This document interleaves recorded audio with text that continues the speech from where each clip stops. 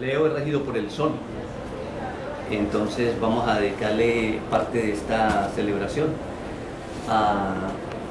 al Sol en su relación con los planetas. Se ha pensado que las manchas solares solamente provienen de la energía que se levanta en el centro del Sol, en el núcleo del Sol, y se irradia como luz, como energía hacia todos los planetas del sistema. Pero hoy vamos a ver que también es un intercambio, es un diálogo que se efectúa entre los planetas del sistema solar nuestro que mandan energía al Sol, y el Sol entonces que transforma esa energía y la traduce en lo que llamamos las manchas solares, proyecciones de energía. De ahí que vamos a empezar pues con este video. Recuerden ustedes que todos los papelitos, documentos que se les entrega, que es para que ustedes los mediten, los estudien en la casa, son enseñanzas pues de la Gran Fraternidad Universal.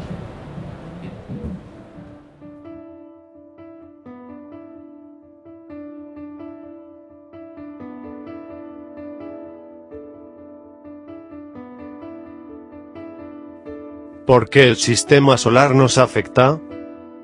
En su libro de Cosmobiología, La evidencia de ciencia, el Dr. Percy Seymour propuso una nueva teoría sobre la ciencia antigua de la cosmobiología, astrología científica.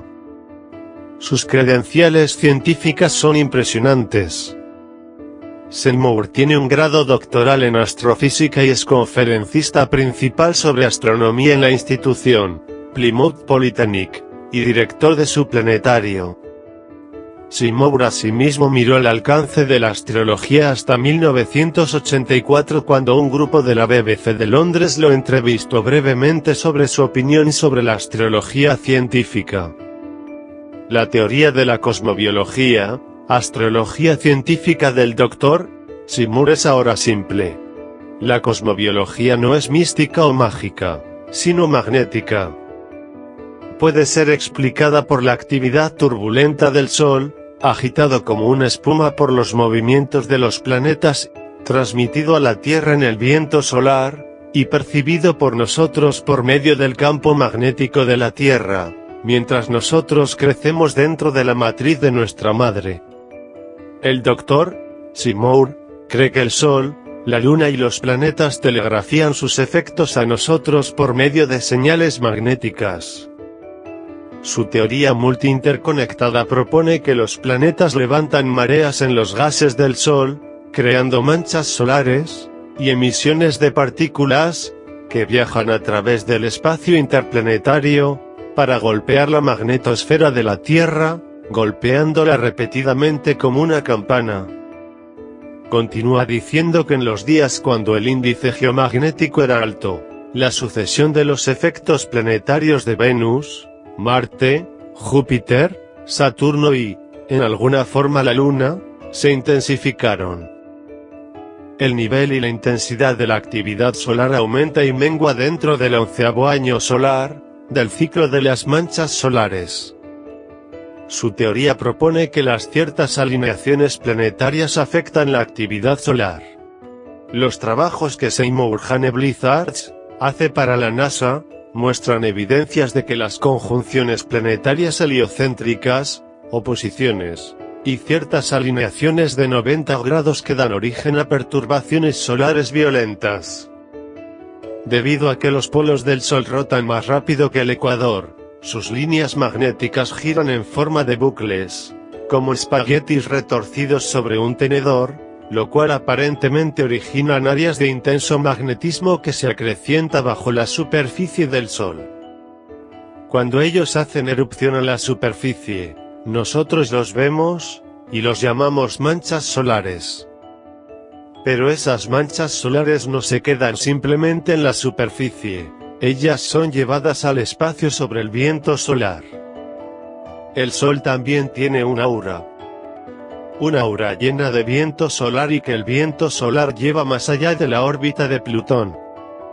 Esa aura lleva su radiación a través de todo el espectro de rayos visibles, de rayos ultravioleta y rayos X. En la publicación de diciembre de 1999, de enero 2000, La revista Nexus Magazine, www.nexusmagazine.co, en un artículo titulado Neoastrología dice: ¿cuál es la evidencia estadística para la influencia de los planetas? Anthony Craig escribe: si se supone que cada célula del cuerpo es una bolsa de agua diluida, ideal para la recepción y la conducción de frecuencias electromagnéticas, recibe las vibraciones en la atmósfera, y que las glándulas son sensibles a las frecuencias de un esparcimiento definitivo de frecuencias electromagnéticas. Entonces nosotros tenemos una estructura teórica ideal para la mecánica de influencia celestial. Agregamos a esto que nosotros tenemos también la variación magnética lunar diaria, que es ocasionada por la Luna, y que arrastra las capas de plasma, o partículas cargadas atrapadas en la magnetosfera de la Tierra. Por ejemplo, la manera como una matriz podría percibir el estímulo magnético, es mediante el sistema nervioso. Del mismo modo que un bebé se parece a sus padres desde el punto de vista de características físicas, así sus antenas magnéticas se transfieren similarmente, y resuena la madre y el padre con la misma frecuencia magnética. Seymour nos hace recordar que la Tierra en sí misma es un imán, rodeado por un campo magnético que es 20 o 30 más grande que el planeta real. Por lo tanto, las atracciones magnéticas, o las perturbaciones, se absorben más agudamente. Cuando un bebé está listo para nacer, es una señal magnética que viene desde un planeta, y que es recibida por las antenas nerviosas de la madre, la que provoca el momento real de nacimiento. ¿Por qué trabaja la cosmobiología? Trabaja porque la misma fuerza que mueve los planetas, también nos mueve. Todos nosotros somos parte del universo, y seguimos los mismos ciclos y modelos. Es difícil, sin embargo, descubrir los modelos en nuestras vidas directamente, pero al observar los ciclos regulares de los planetas, podemos comprender la naturaleza de los ciclos, y aprender cómo somos una parte de esos ciclos universales. Exactamente también a 10 grados 15 minutos de arco, pero del signo de Acuario. Y ven esta oposición, pues, es la que marca la luna llena. Cuando el Sol y la Luna están a 180 grados de distancia, entonces la Tierra, que está en el centro, recibe los rayos tanto del Sol como de la Luna, pero los rayos del Sol vienen pues expresados a través de la zona donde se encuentra Leo, signo de fuego, signo de acción, y la Luna en Acuarios, signo de inteligencia, de comunicación. Leo, que representa la organización, la afirmación del ser, estructurado, estable, fijo. Y Acuarios, el polo opuesto, que representa la conciencia grupal, la conciencia de grupo, la solidaridad, la fraternidad. De ahí que hay una interacción entre el individuo, ¿verdad?, que se afirma a través de su acción constante persiguiendo una meta, y su participación a un ideal social. Leo rige el corazón físico, en el hombre rige el corazón. También Leo rige la potencia vital. Leo representa la mayor jerarquía en la naturaleza. Todo lo que representa esa mayor jerarquía, por ejemplo, en un país, el presidente, el rey, ¿verdad? Aquella mayor jerarquía en el cuerpo, en cuanto a la acción, el corazón, la potencia vital, la columna vertebral, la médula espinal, las vértebras dorsales, la aorta, como la gran arteria que distribuye pues la sangre oxigenada, y también las venas coronarias. en tanto que Aquarius rige el proceso de eliminación del ácido carbónico del cuerpo, la circulación de la sangre, la oxigenación de la sangre. Vemos pues esta correlación entre el Sol, el corazón, y la luna de Aquarius, los procesos de desintoxicación y oxigenación. El corazón bombea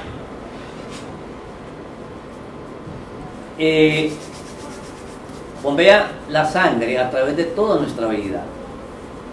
El corazón late de 60 a 100 veces por minuto y unas 100.000 veces por día en 24 horas. El corazón late 30 millones de veces por año y alrededor de 2.5 millones por vida. 2.5 mil millones por vida. ¿Saben ustedes ahí la acción constante del corazón? El corazón late cuando dormimos, el corazón late cuando estamos activos. El corazón se adapta a lo que hacemos. En la noche, cuando estamos en descanso, entonces él late más suavemente. Cuando hacemos ejercicios, entonces bombea rápido para que podamos obtener más oxígeno.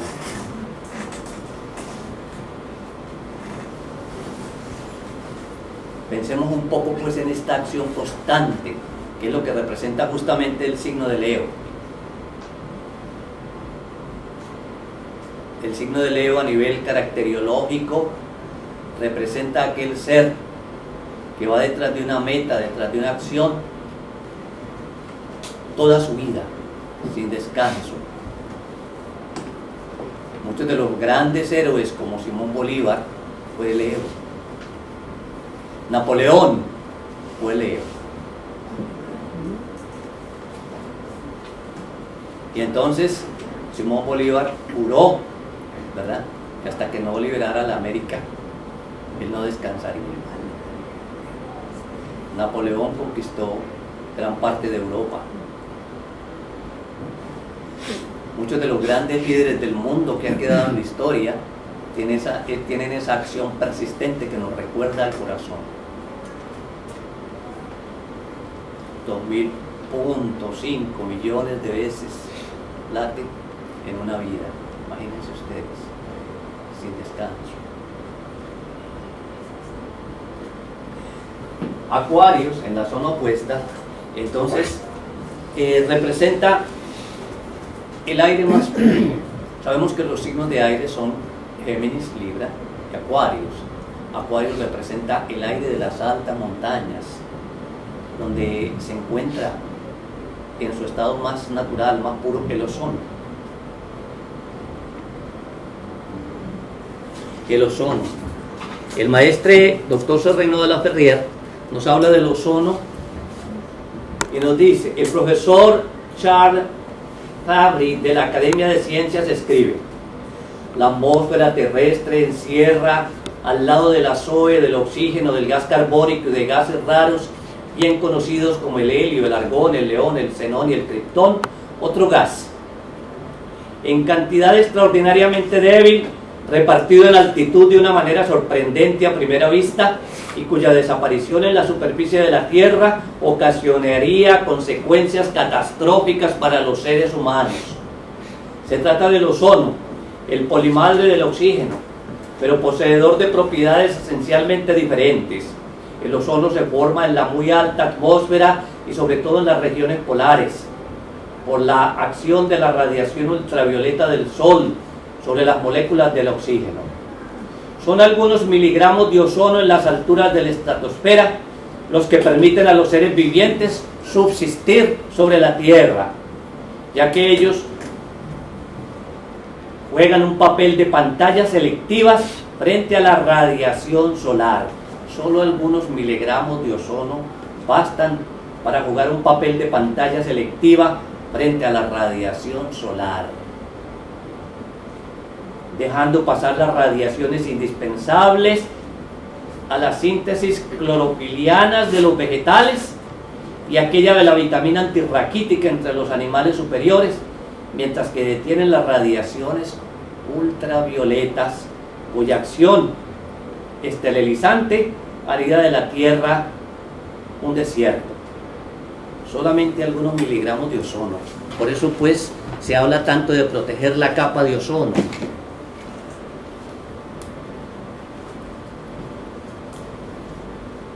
Pero también pues Acuarios, como signo de aire, representa el oxígeno.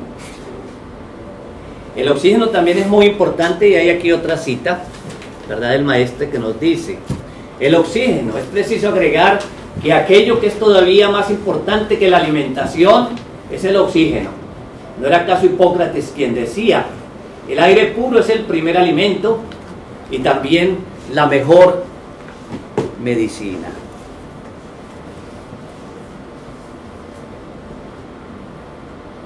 Acuarios, este juego Acuarios, Leo, el corazón, ¿verdad?, y el proceso de oxigenación. Acuario rige los procesos de transporte del oxígeno a todo el organismo, desde los pulmones, llevados por la hemoglobina en los glóbulos rojos.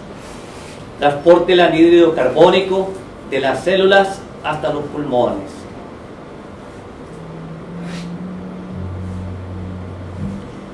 ¿Por qué hablamos tan destacadamente de estas particularidades fisiológicas, ¿verdad?, de estas dos áreas?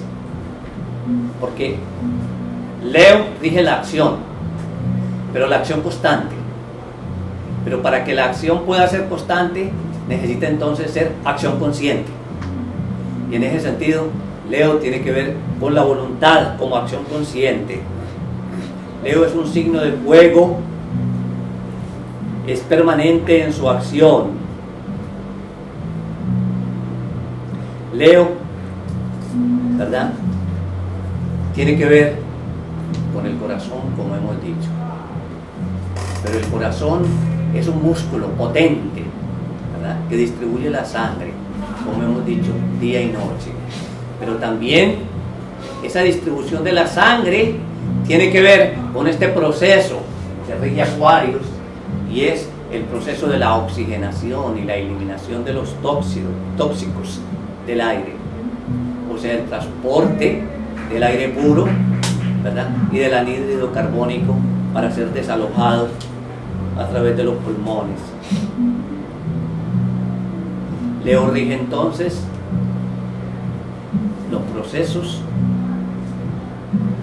de la voluntad. Pero el maestro de la Ferrier, citando a Bourdieu, nos dice: nada evoluciona mecánicamente. La evolución del hombre es la evolución de su voluntad, y la voluntad no evoluciona involuntariamente. La evolución del hombre es la evolución de su conciencia, y la conciencia no puede evolucionar inconscientemente.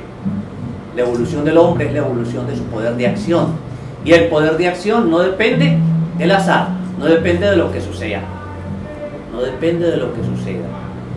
De ahí que entonces la acción debe estar acompañada del discernimiento.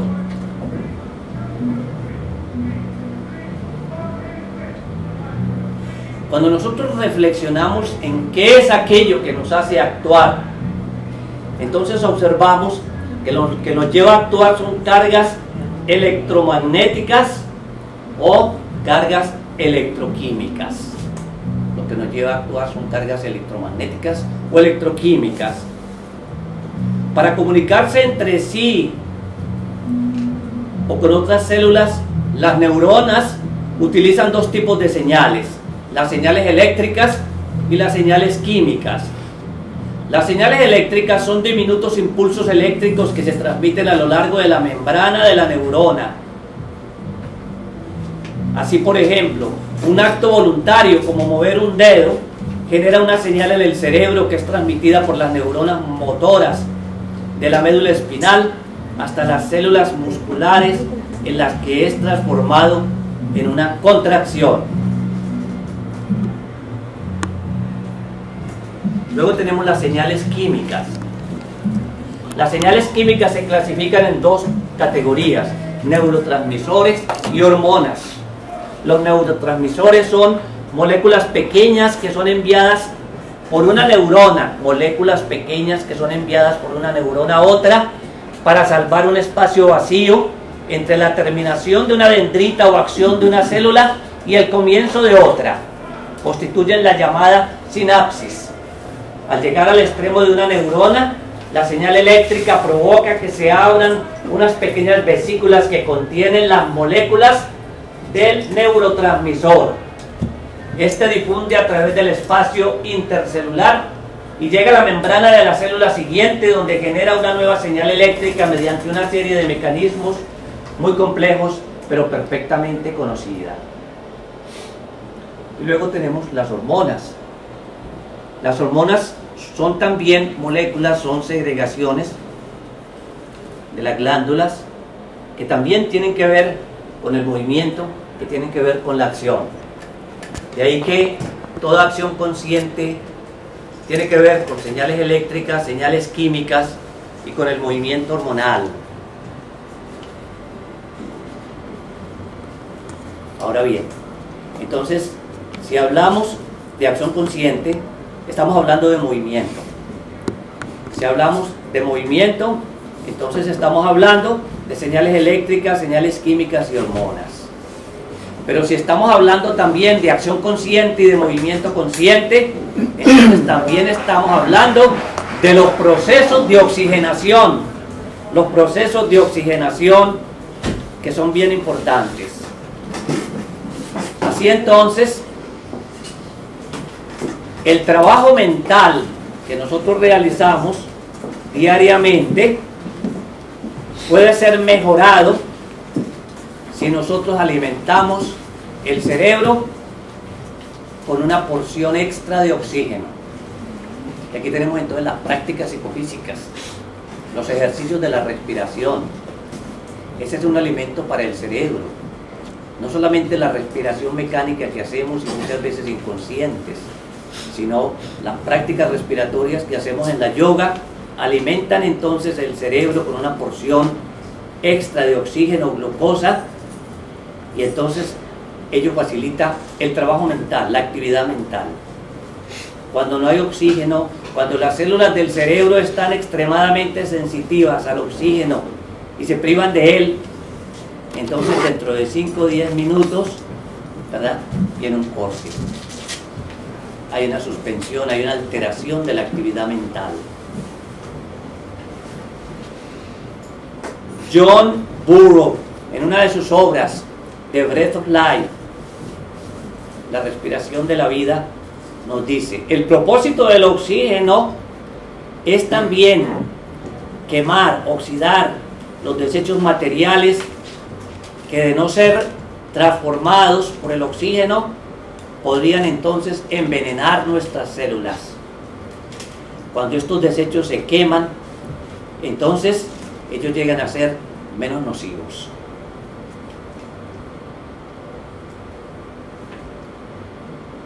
Cuando hay actividad cerebral, cuando las neuronas y una región particular del cerebro están bastante activas por el trabajo intelectual o el trabajo que nosotros hagamos, entonces ellas consumen una gran cantidad de oxígeno, lo cual resulta en una necesidad de un aporte extra de la sangre a esa región. O sea que cuando nosotros tenemos que hacer grandes trabajos que requieren el uso del cerebro, entonces necesitamos aportar más oxígeno para que entonces vaya más sangre a esa área. Todos nosotros vivimos en ciudades, por ejemplo, como Nueva York, ciudades grandes, en donde hay mucha polución. Entonces, si nosotros queremos contrarrestar el efecto de la polución, entonces suministremos mayor cantidad de oxígeno al cerebro, y esto va a ayudar pues a contrarrestar los efectos de la polución.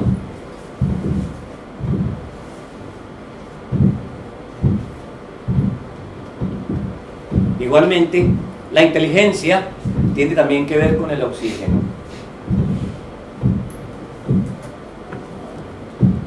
Si nosotros aportamos más oxígeno a la sangre, entonces aumenta la capacidad de estar alerta, aumenta la capacidad de los reflejos, aumenta la capacidad de la memoria, y también hay un mejoramiento, hay una activación de la inteligencia. Ahora recordemos que cuando hablamos de la inteligencia, estamos hablando no de la intelectualidad, porque hay varios tipos de inteligencia. Hay la inteligencia de la acción, por ejemplo, los deportistas. Entonces, si los deportistas tuvieran un régimen, unas prácticas, ¿verdad?, de ejercicios respiratorios, técnicas de ejercicios respiratorios, podrían aumentar su inteligencia atlética. Hay también una inteligencia empresarial, hay también una inteligencia emocional, hay una inteligencia abstracta. Entonces, todos estos niveles de la inteligencia pueden ser mejorados por los aportes de mayor oxígeno al cerebro. O sea que esta acción constante que nos trae el Sol en Leo en esta luna llena, con su punto a 180 grados de la luna en Acuario, nos permite entonces reflexionar sobre la importancia de la práctica de la cultura psicofísica para la activación de la inteligencia. La práctica de los ejercicios de respiración que hacemos en la yoga, y todas estas técnicas pues son una gran ayuda si nosotros queremos mejorar nuestra capacidad inteligencial, entendiendo en este caso inteligencia como intelligere, ser capaz de leer el interior, la esencia de las cosas, la esencia del movimiento para la inteligencia atlética, la esencia de las decisiones empresariales para los empresarios, leer la esencia del arte en la inteligencia emocional, la inteligencia del razonamiento.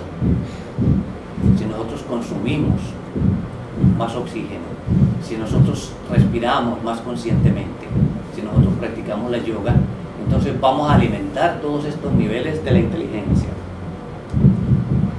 Finalmente, vamos a observar el grado en que se encuentra hoy en esta luna llena el Sol, 10 grados de Leo, y la Luna, 10 grados de Acuarios. Nos habla Dane Rutherford de que cada uno de los grados del zodíaco tiene un significado. Y así, este grado 10 de Leo está representado por una figura, que es el rocío de la mañana centellea cuando los rayos del sol inundan el campo. El rocío de la mañana centellea cuando los rayos del sol inundan el campo. La oscuridad se ilumina, las lágrimas se pueden convertir en joyas. Cuando entonces atravesamos la noche de las dificultades y tenemos entonces una victoria sobre los obstáculos, entonces el sufrimiento se transforma en dicha, en victoria. Todo hombre que quiere ser un transformador, y este es el mensaje de la luna llena de Leo, la acción constante. Todo aquel que tiene una meta debe llevarla hasta el fin, y esa es la enseñanza que nos presenta este ciclo de Leo: llevar nuestras metas con una acción constante y consciente hasta el fin, pero entendiendo que todo aquel que quiere cumplir una meta de transformación personal o social tiene que transfigurarse, tiene que ser un creador.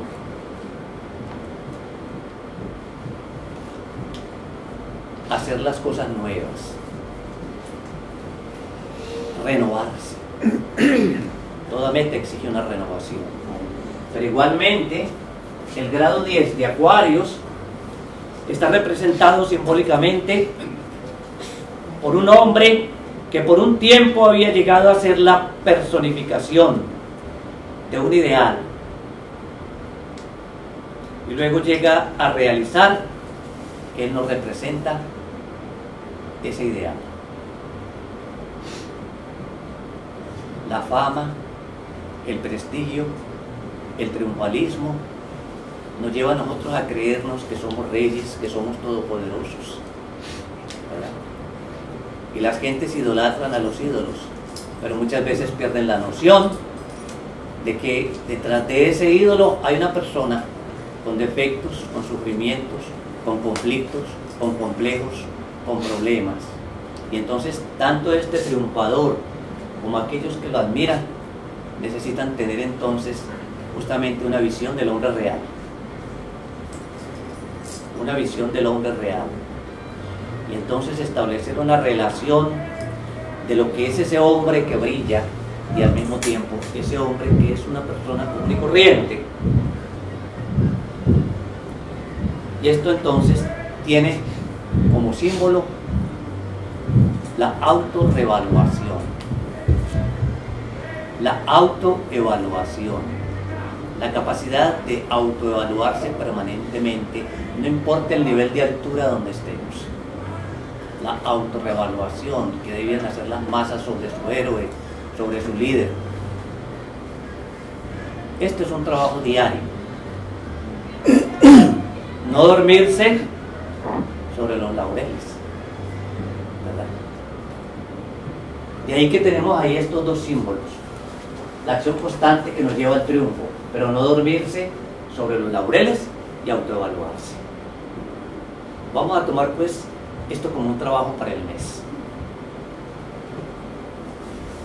Todo este periodo del Sol en Leo nos lleva a ejemplificar a aquellos hombres como Simón Bolívar, que cuando empezó a temblar la tierra en medio de su gesta libertadora, él dijo: seguiremos adelante, y si la naturaleza se opone, lucharemos contra la naturaleza. Vaya, pero Bolívar era también un hombre espiritual. Entonces se cumplía en él aquello que dice el maestre: sí, si debemos luchar contra la naturaleza, lo primero que tenemos que hacer es identificarnos con la naturaleza, identificarse con nuestra naturaleza interna y con la naturaleza externa, y entonces ahí podemos transformarla y ahí podemos sobrepasarla.